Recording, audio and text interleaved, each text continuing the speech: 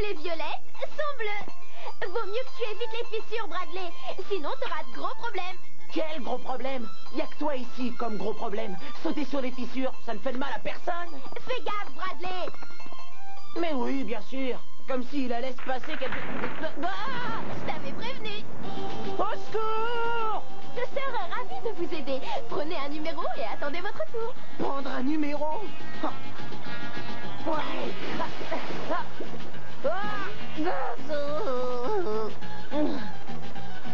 Ça y est! Le 5, s'il vous plaît. C'est le 63. C'est pas normal, je suis tout seul à attendre. Désolé, monsieur, vous devez attendre l'appel de votre numéro. Numéro 6, veuillez vous présenter. Stacy, dépêche-toi. Le 7. On va tout droit vers... les 6. Le 8. Il faut se tirer de là. Pas la peine de me remercier, j'ai l'habitude de te sauver la vie. Un serpent à sonnette. Qu'est-ce qu'il fait là? Il fait son travail, petite. Vous marquez les arbres? Et pourquoi? Pour que l'administration sache lesquels il faut abattre. Vous voulez dire que notre arbre préféré va devenir... Du bois de chauffage. Et ça demain à la première heure. Pourquoi? Parce que ces racines défoncent le trottoir. Regardez, un piéton passe par là, il se cogne le gros orteil, c'est la catastrophe. Pourquoi? Parce qu'il traînera la ville en justice et réclamera 1 million ou 2. Pourquoi? Parce que les gens sont cupides. Pourquoi? Parce que... Dis donc, gamin, je sais où il y a un joli tas de ciment frais sous lequel vous enterrez. Vous voulez savoir pourquoi, hein? Bonne réponse. C'était aussi l'arbre préféré de mon Franck. T'en fais pas, fiston. Regarde, ces deux-là, ils deviendront aussi grands. Un jour ou l'autre. Ouais, dans une petite centaine d'années.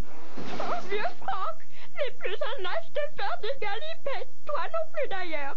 Hé, tu causes un peu vite. T'as pas vu ma nouvelle prothèse radio-guidée au titane? On va encore rire.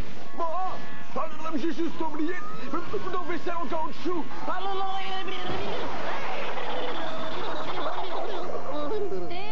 Stacy. C'est maman. Et pourquoi Stacy t'aurait demandé de l'accompagner? Je suis la première à qui elle en a parlé. Qui a dit cela, Stella? Peut-être qu'elle m'en avait parlé avant, le premier à qui elle a demandé à gagner. Bon, c'est d'accord, Stanley. C'est honnête. Et si on y allait tous pour une fois? N'aie pas l'air trop déçu quand elle te dira que c'était moi en premier. Stacy. Pourquoi t'as pas déclenché la 3e guerre mondiale plus tôt? Bon, si c'est comme ça, je laisse tomber. J'irai pas à ce stupide voyage d'études. Quoi?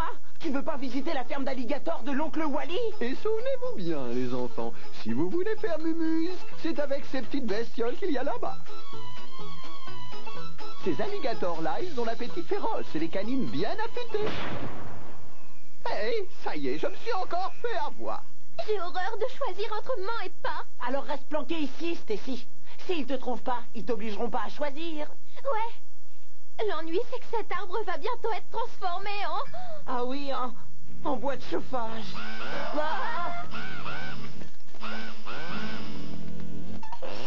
Hey, fiche le corps! Je peux pas les laisser faire. Cet arbre est en parfaite santé et c'est le seul où on puisse grimper. Bradley, tu te souviens de l'opération Sauver la forêt amazonienne? On nous avait demandé 40 francs par classe. Pour un seul arbre, ça ne coûtera rien. La forêt amazonienne, c'est autre chose que notre pauvre vieillard. La forêt tropicale est un biosystème complexe qui synthétise les matières organiques de toutes les origines et les transforme en oxygène et différents autres gaz vitaux pour la survie de la planète. Tu vois? Tu crois qu'à côté de ça, notre arbre va intéresser quelqu'un? Enfin, à part Madame Salazar pour étendre son linge. Regarde un peu mieux. Un sticlus rayé.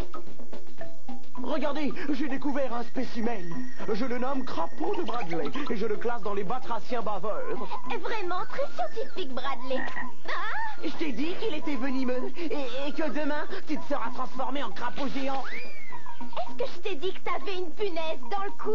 Est-ce que je t'ai dit que j'en avais rien à faire? Ah ouais? Mais celle-là, elle, c'est une punaise putride de Russell de la famille à qui faut pas être présentée. Qu'est-ce que t'as? Ah! Enlève-moi cette horreur, j'aime pas les insectes! Tu vois, Bradley, cet arbre ne sert pas qu'à étendre le linge de Madame Salazar. Et que commence la grande opération Sauver notre arbre. Bradley, Donne-moi 100 balles, je te les rendrai. je n'ai plus un centime et je te rappelle que tu me dois un milkshake. Bon, bah je vais te le rendre. Quand est-ce que tu seras adulte, Bradley? Tu veux de l'argent? Je vais t'en trouver, moi, de l'argent. Hé, Larry, notre arbre te remercie. Tu vois, avec moi aux commandes, on va faire... Tu vas me rendre cette pièce tout de suite, l'avorton. T'en fais pas pour les intérêts, je repasserai plus tard. Bravo, encore un bel exemple de ton inefficacité. Non, arrête, c'était que de la petite monnaie, ici. Il faut voir grand, alerter les gens. Et pour cela, il faut se faire entendre.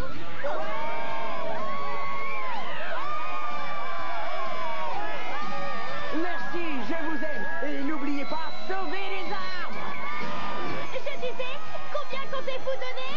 Désolé, je n'entends rien. Bradley, baisse un peu le volume. Waouh, ça chauffe là. Allez, vous tous, appelez notre standard et envoyez vos dons. Je suis fier de jouer pour vous et je vous aime.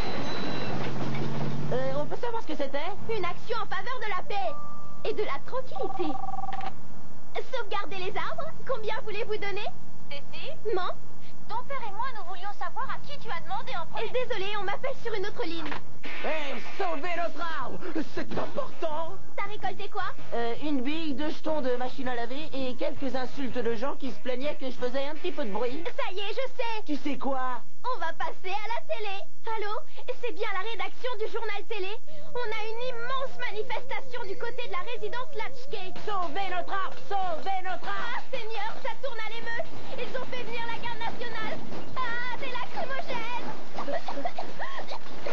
Ils arrivent. Maintenant, il nous faut l'émeute. L'émeute, ça c'est un travail pour... El Bradiriaki. Il surgit de la nuit, tout ce qu'il voit, il détruit, c'est une... Une respecte rien, ni les gens, ni les chiens, l'homme masqué son nom. El Bradiriaki.